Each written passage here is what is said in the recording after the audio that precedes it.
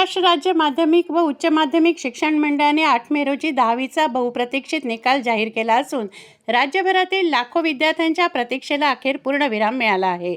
यंदाच्या निकालात विद्यार्थ्यांनी उल्लेखनीय कामगिरी करत 92.9% निकालाची दमदार नोंद केली आहे। राज्यभरात आनंदाचं आणि उत्साहाचं वातावरण निर्माण झालं आहे।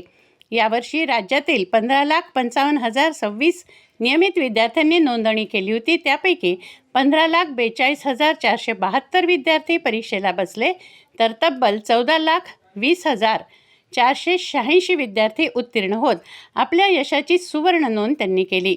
कठोर परिश्रम, सातत्यपूर्ण अभ्यास आणि शिक्षक पालकांच्या मार्गदर्शनामुळे विद्यार्थ्यांनी ही अभिमानास्पद कामगिरी साध्य केली आहे।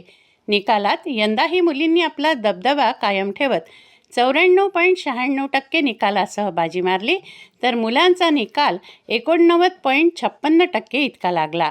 म्हणजेच मुली मुलांपेक्षा 5.40% आघाडीवर राहिल्या आहेत। ही कामगिरी मुलींच्या जिद्दीची आणि सातत्याची साक्ष देणारी ठरली आहे। विभागनिहाय निकालात कोकण विभागाने 97.62% निकालासह राज्यात प्रथम क्रमांक पटकावला, तर नागपूर विभागाचा निकाल 89.60% इतका नोंदवला गेला। विशेष म्हणजे राज्यातील 6,612 शाळांनी 100% निकालाची किमया साधली। ही शिक्षण क्षेत्रासाठी अत्यंत अभिमानाची बाब आहे। मागील वर्षाच्या तुलनेत निकालात 2.1% घट झाली असली तरी विद्यार्थ्यांच्या मेहनतीचा आणि गुणवत्तेचा ठसा स्पष्टपणे उमटला आहे। मंडळाने सर्व उत्तीर्ण विद्यार्थ्यांचं मनपूर्वक अभिनंदन करत त्यांच्या उज्ज्वल भविष्यासाठी शुभेच्छा दिल्या आहेत। यशस्वी विद्यार्थ्यांसाठी हा आनंदोत्सव आहे, तर अपयशी विद्यार्थ्यांसाठी नव्या संधींचे दार उघडे आहे। अमरावती SSC माध्यमिक बोर्डाचा निकाल जाहीर झाला। अमरावती विभागात बुलढाणा जिल्हा हा प्रथम क्रमांकावर आहे, तर अमरावती हा तिसरा क्रमांक आहे। अमरावती विभागात 1,61,719 पैकी विद्यार्थी हे परीक्षेला बसले होते। त्यापैकी 1,60,037 विद्यार्थ्यांनी प्रत्यक्ष परीक्षा दिली। त्यापैकी पास झालेले विद्यार्थी 1,44,832।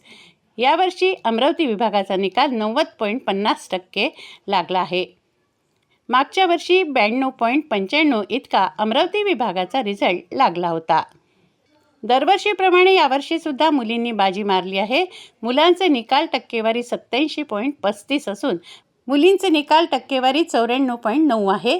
9 ते 23 मे दरम्यान या 15 दिवसात जे काही परीक्षार्थी आहेत छायाप्रत किंवा गुण पडताळणी अर्ज करू शकतात। तसेच राज्य मंडळांनी ठरवल्या 10 क्रमांकावर समुपदेशन उपलब्ध आहे। परीक्षा संदर्भात काही अडचणी असल्यास त्यावर संपर्क करून मार्गदर्शन मागू शकतात, अशी माहिती अधिकाऱ्यांनी दिली आहे।